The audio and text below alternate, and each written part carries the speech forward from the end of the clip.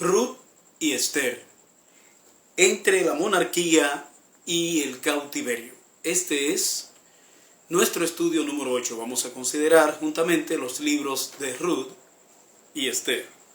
Vamos a buscar en Ruth capítulo 1, versículos 16 y 17. La palabra del Señor dice así: Respondió Ruth: No me ruegues que te deje y me aparte de ti, porque a donde quiera que tú fueres, iré yo, y donde quiera que vivieres, viviré. Tu pueblo será mi pueblo y tu Dios mi Dios. Donde tú murieres, moriré yo, y allí seré sepultada. Así me haga Jehová y aún me añada, que solo la muerte hará separación entre nosotras dos. Que el Señor bendiga su santa y bendita palabra. Los libros de Ruth y Esther son los únicos libros de la Biblia que tienen nombres de mujeres. Las circunstancias en que ocurren los hechos narrados en cada uno de estos libros son muy distintas, y la distancia en el tiempo es también considerable. Más o menos unos 600 años de diferencia entre uno y otro. Ruth vivió en el tiempo de los jueces entre el año 1400 al año 1050 a.C. y Esther vivió entre los años 486 a 465 a.C. Podemos, no obstante, encontrar algunos puntos de comparación entre estos dos libros que resultan interesantes. Ruth era una gentil moabita que estuvo casada con un judío que se fue a vivir a una nación pagana. Y Esther era una judía que en circunstancias de cautiverio político, quiere decir que era una expatriada, se convierte en la esposa del rey Asuero. Jerjes I es también llamado así. Un hombre gentil que dominaba el mundo bajo el poder del imperio persa. Esther fue criada por un primo suyo porque sus padres habían muerto y Ruth se fue a vivir a Israel con su suegra Noemí después que su esposo Malón murió. Esto está registrado en Ruth capítulo 4, versículo 10. Esther es elegida como la nueva reina del rey Asuero por medio de un concurso de belleza. Es tan antiguos son estos certámenes, como podemos ver.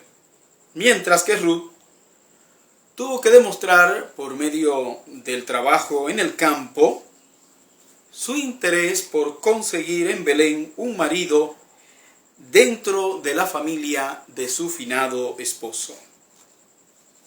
En ambos libros vemos cuáles son las consecuencias de no esperar en Dios y actuar de acuerdo a nuestros pensamientos y a nuestros lineamientos humanos. Noemí se había ido a vivir con su esposo Elimelech y sus dos hijos, Malón y Kelión. Se había ido a vivir a Moab en tiempos de una crisis económica en la nación de Israel, mientras que en el libro de Esther, el pueblo de Israel se encontraba lejos de su patria como resultado del cautiverio al que los habían sometido sus enemigos, cosa que Dios había permitido por causa de la desobediencia del pueblo hebreo. En Esther vemos la condición del pueblo de Israel luego de la muerte del rey Salomón. ¿Cuál era la condición del pueblo de Israel después de la muerte de Salomón? Que el reino de Israel se dividió en dos, reino del norte y reino del sur, y por causa de su desobediencia a Dios tuvieron que probar el cautiverio. Ambos libros, Ruth y Esther, están en la Biblia porque De alguna manera Dios mostró a través de estas dos mujeres su misericordia, tanto al pueblo de Israel como también podemos decir que a las naciones gentiles. Ruth era una gentil que llegó a ser judía. Incluso se encuentra en la lista genealógica de nuestro Señor Jesús. Mientras que Esther salvó la nación judía del exterminio en tiempos en que el cautiverio los llevó a hacerse parte de un reino extranjero, de un reino gentil. Y además, Esther libró a su esposo, un rey gentil, de mancharse sus manos con la sangre del pueblo de Dios. Decimos que estas dos mujeres están entre la monarquía y el cautiverio por el hecho de que Ruth representa el germen de donde saldría el rey David. El rey David sería quien afianzaría el estilo monárquico en Israel. Y Esther representa el lado contrario, el tiempo en el que el pueblo de Israel perdió su monarquía y se convirtió en un pueblo sin patria. Quiere decir que la nación había perdido su soberanía y había pasado por odiosos períodos de cautiverio. Ruth y Esther son los dos extremos de un paréntesis bíblico donde se encuentra encerrada una gran historia. Estas dos mujeres brillan con la luz de la misericordia de Dios en tiempos de crisis. Ambas mujeres eran virtuosamente especiales. Ambas mujeres fueron celosas del nacionalismo judío y orgullosas de pertenecer al pueblo de Dios. Y ambas mujeres mostraron una fe inquebrantable en Dios. Estos tres aspectos serán los temas a tratar en nuestro sermón. En primer lugar, veamos que Ruth y Esther eran dos mujeres con cualidades especiales. Solamente el hecho de que sus nombres estén ligados a la historia bíblica las hace especiales. De Ruth dijo Boaz, quien llegó a ser su esposo, lo siguiente: ahora pues no temas, hija mía, yo haré contigo lo que tú digas, pues toda la gente de mi pueblo sabe que eres mujer virtuosa. Ruth capítulo 3 versículo 11. Y de Esther se dice: y la joven era de hermosa figura y de buen parecer. Esther 2:7. La belleza física que adornaba a Esther no obnubiló su visión espiritual para negarse al servicio del Señor, sino todo lo contrario, ella arriesgó su corona para salvar a su pueblo.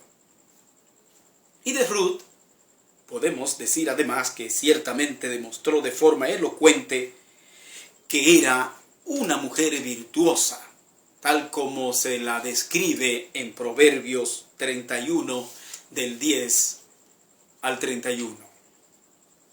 Así como se expande la mala noticia, de la misma forma se extiende la buena fama. Ruth había hecho algo que la catapultó como una mujer de grandes principios éticos y de grandes convicciones, y que la hacen una mujer de grande fe.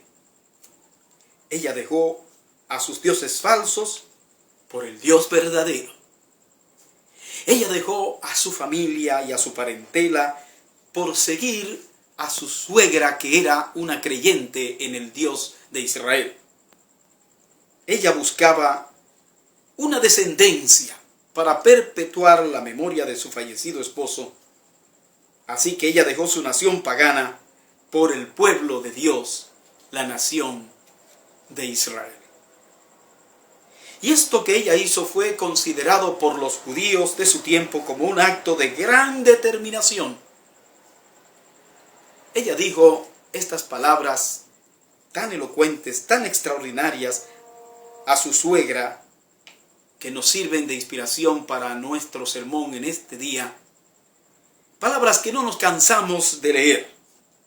Respondió Ruth: no me ruegues que te deje y me aparte de ti, porque donde quiera que tú fueres, iré yo, y donde quiera que vivieres, viviré.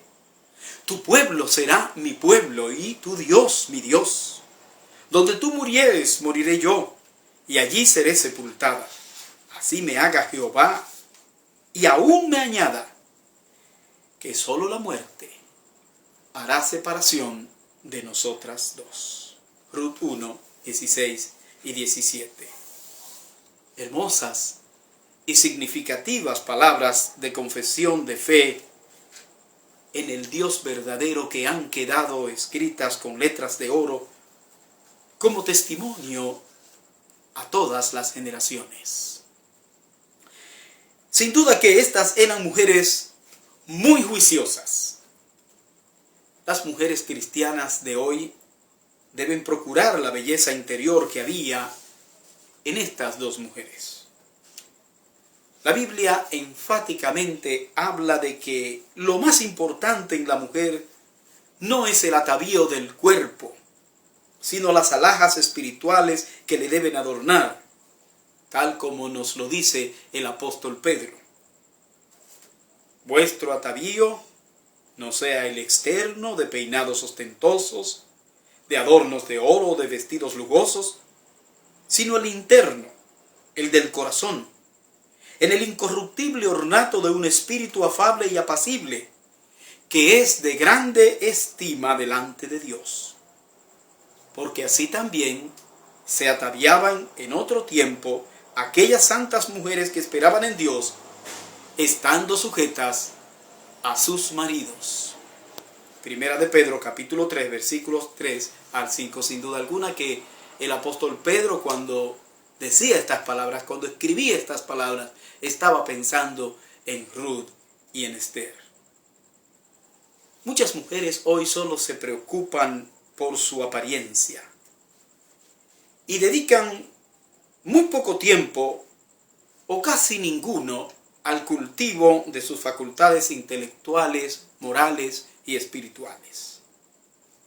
Y es por esta razón que cuando estas mujeres se ven colocadas en puestos de prominencia, si bien son muy hermosas físicamente, la vanidad les hace actuar de forma grosera y también les hace evidenciar en sus acciones las impurezas de su corazón. En su afán de mostrar sus encantos femeninos, muchas jóvenes pierden la cordura, pierden la decencia, y no les importa conceptos como el pudor, como la vergüenza. Y este es el estilo que vemos en muchas megadivas, en muchas artistas de la televisión y del cine, y en muchas cantantes, que más que exhibir sus talentos, enseñan sin escrúpulos sus cuerpos, convirtiéndose en extravagantes símbolos sexuales. Y de esta manera estas pobres mujeres son explotadas por manejadores a los que solo les importa la fama y la fortuna. Quiera Dios que las jóvenes cristianas exhiban un estilo de vida diferente y que ese estilo sea similar al de estas dos mujeres ejemplares, Ruth y Esther. En segundo lugar, veamos que Ruth y Esther fueron celosas del nacionalismo judío y orgullosas de pertenecer al pueblo de Dios. Cuando los hijos de Noemí murieron, ella recomendó a sus nueras, Orfa y Ruth, que se volvieran a sus familias, pues, lamentablemente, ella no tenía hijos con los que ellas se pudieran casar. Esa era la costumbre dentro del pueblo de Israel para perpetuar el nombre del muerto. ¿Qué pasó entonces? Que Orfa se volvió a su familia. Quiere decir, Orfa no regresó, no se fue a Israel con Noemí, sino que ella se quedó en su tierra.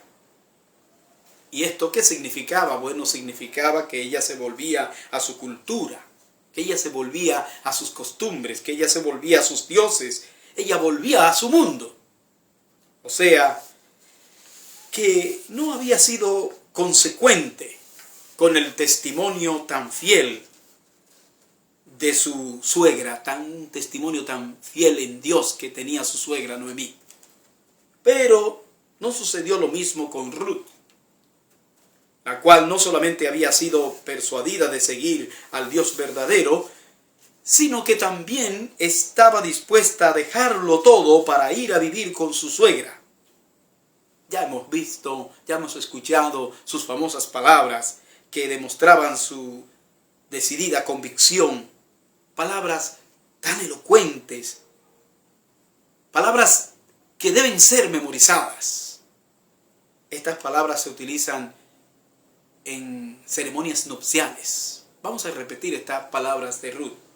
Respondió Ruth: no me ruegues que te deje y me aparte de ti, porque a donde quiera que tú fueres, iré yo, y donde quiera que vivieres, viviré.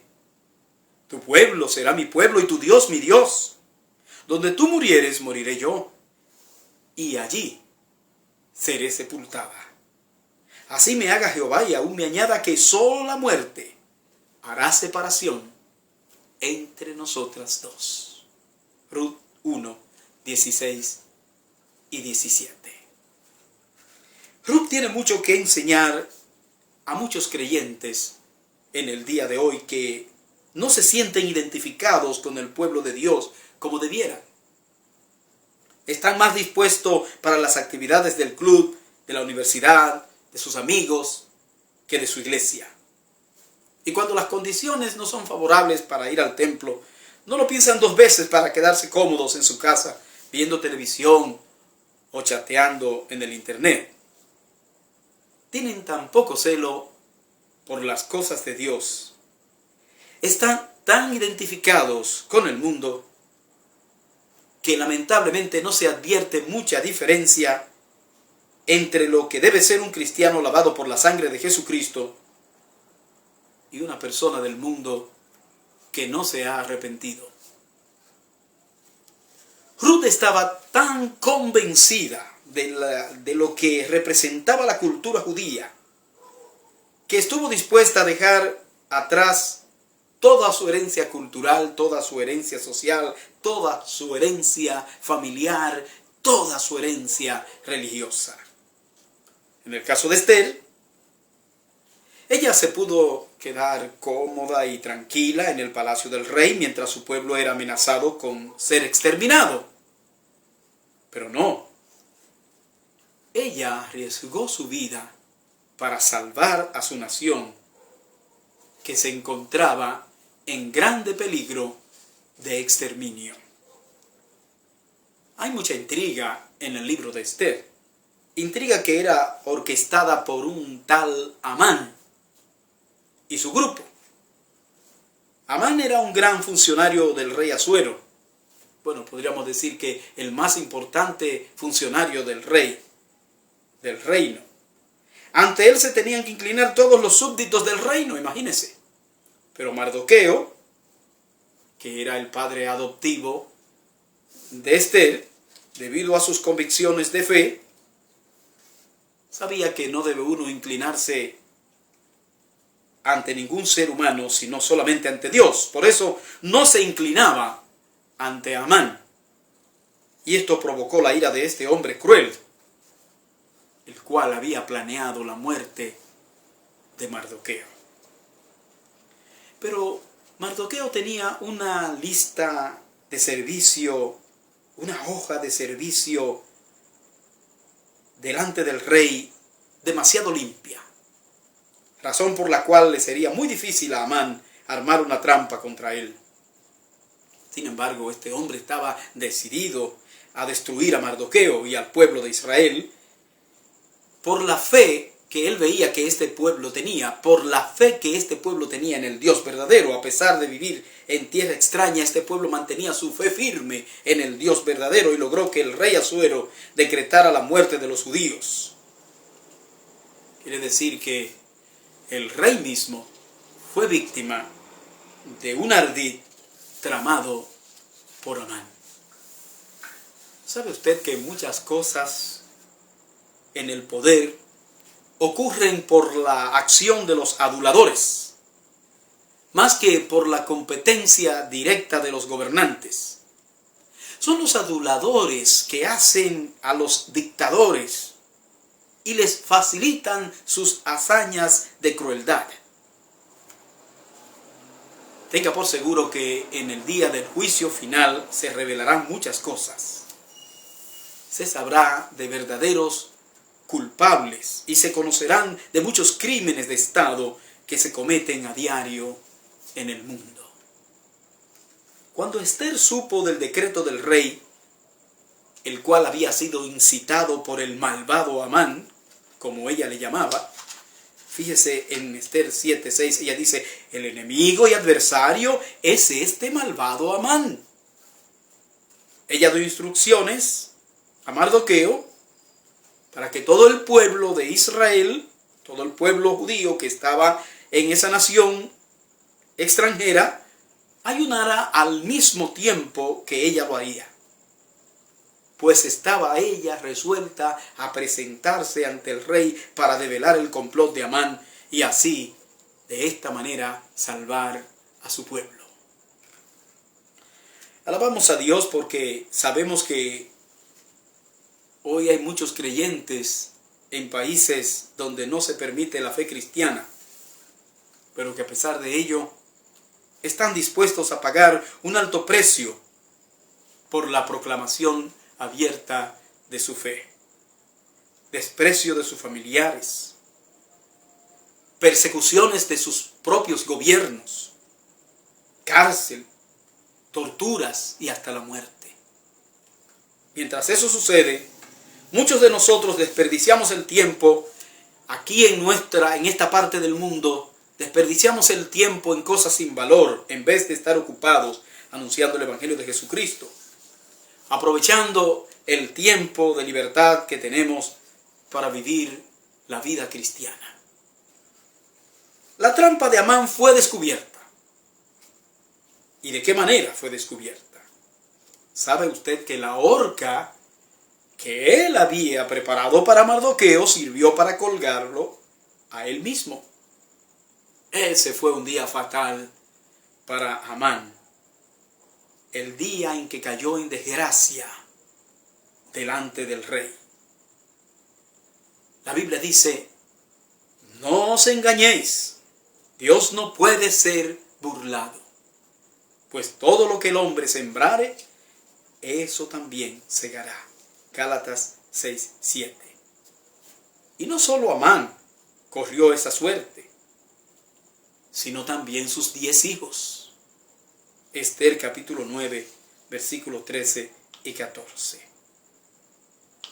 Y la reina Esther logró que el rey proclamara otro decreto en el cual daba permiso a los judíos para defender sus vidas el día 13 de Adar, día que se había decretado como día de su exterminio.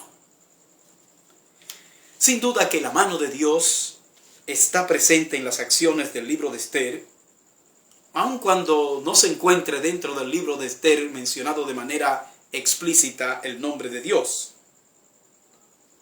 Dios sabía lo que venía para el pueblo judío.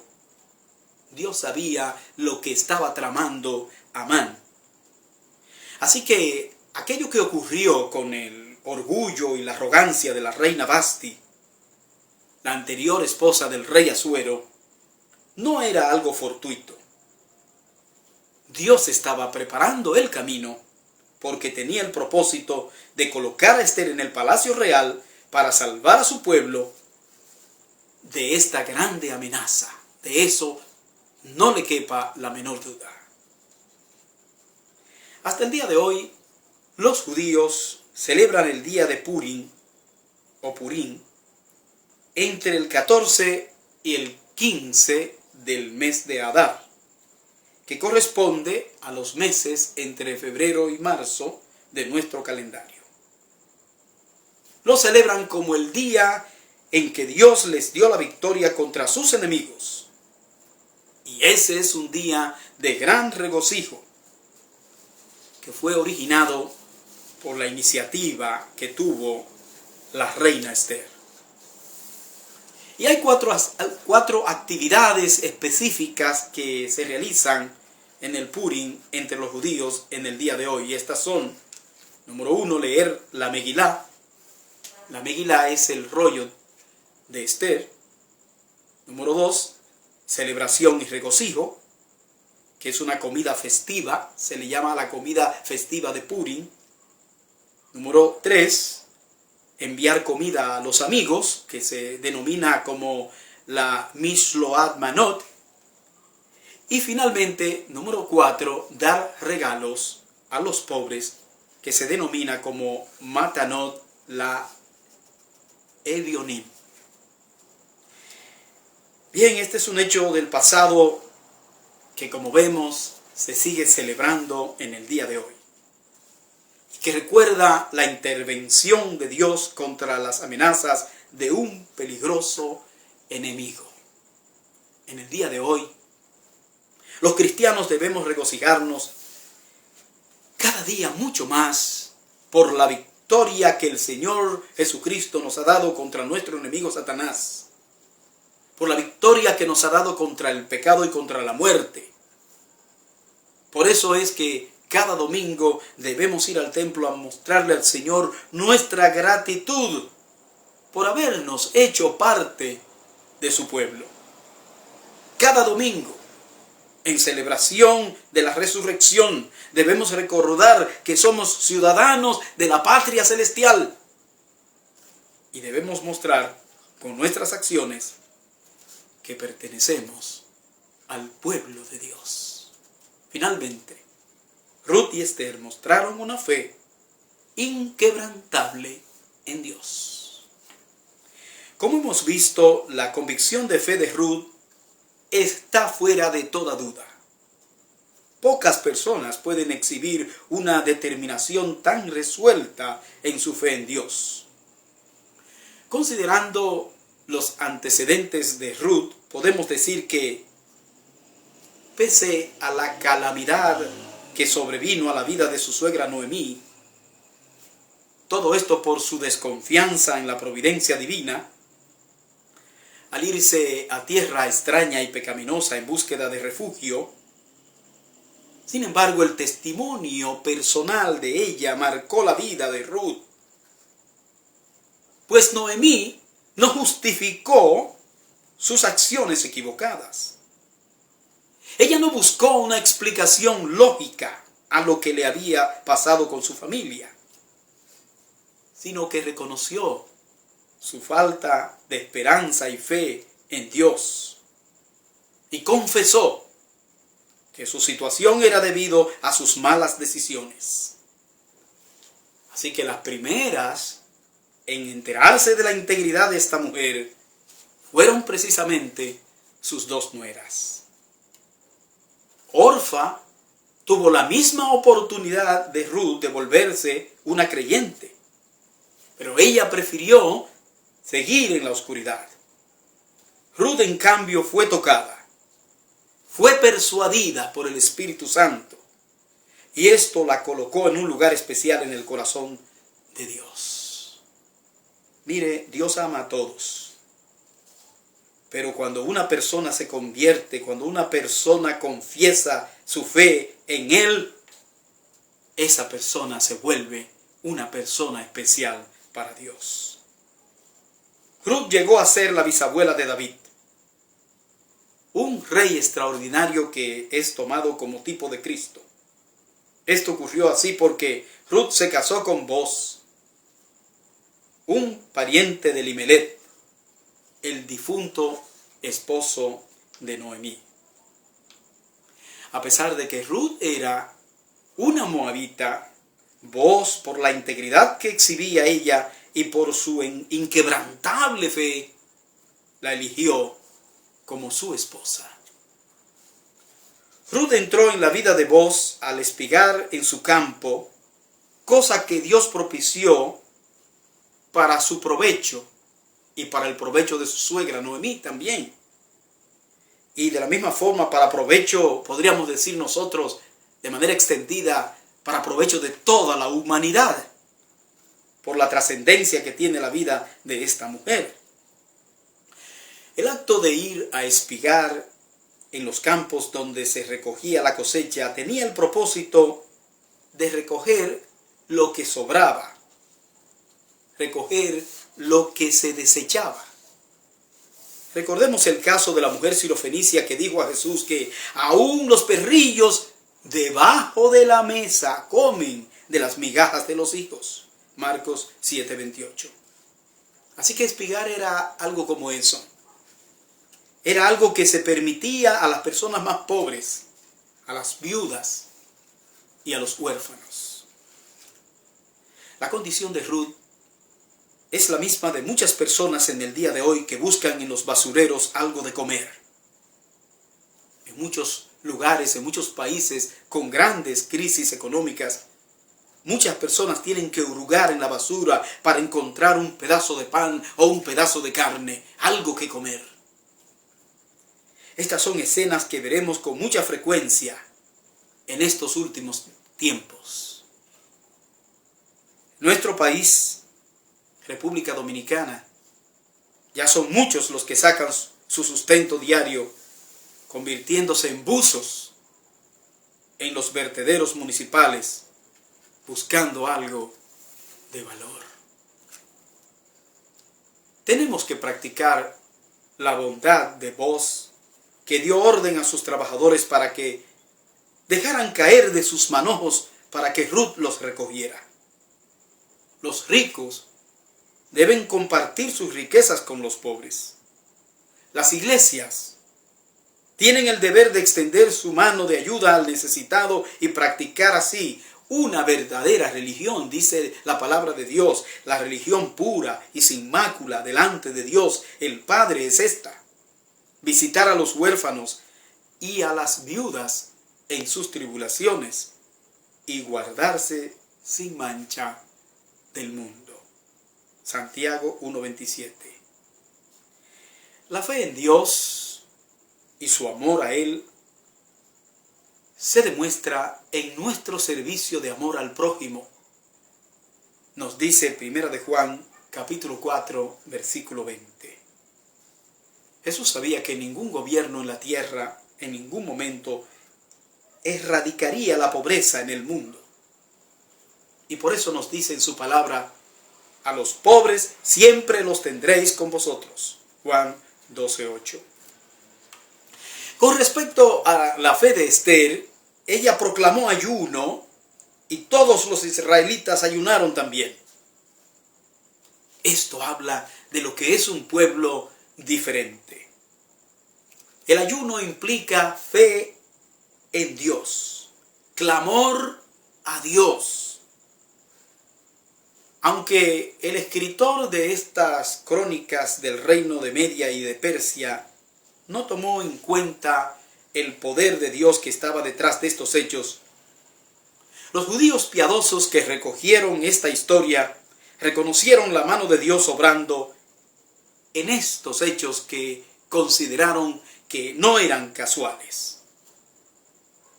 La fe de esta mujer ha marcado la vida política, social y religiosa del pueblo de Israel, y su nombre se sigue celebrando hasta el día de hoy como un testimonio vivo y fiel de la existencia de Dios y de su intervención en la historia.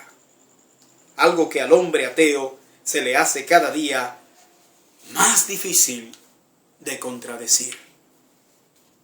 Vivamos la fe en Dios con entusiasmo, porque el Dios nuestro es Dios real.